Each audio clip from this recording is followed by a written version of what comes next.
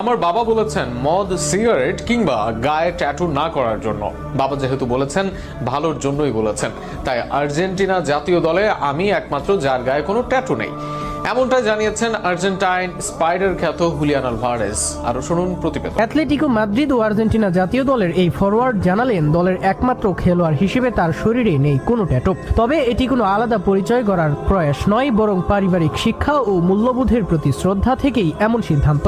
সম্প্রতি এক সাক্ষাৎকারে আলভারেজ বলেন, জাতীয় দলে আমিই একমাত্র খেলোয়াড় যার ট্যাটু নেই। আমি আলাদা হতে চাই না। যখন ছোট ছিলাম আমার বাবা আমাকে বলতেন কখনো ট্যাটু করো না, সিগারেট বা মদ স্পর্শ করো না। একজন প্রাপ্তবয়স্ক হিসেবে সবাই নিজের মতো সিদ্ধান্ত নেয়, কিন্তু আমি জানি বাবা আমার ভালোর জন্যই বলেছিলেন এসব। আলভারেজের এই মন্তব্য দ্রুতই ভাইরাল হয়েছে সামাজিক যোগাযোগ মাধ্যমে। অনেক ভক্ত তার শৃঙ্খলাপূর্ণ জীবনযাপনকে প্রেরণাদায়ক হিসেবে আখ্যা দিয়েছে। কেউ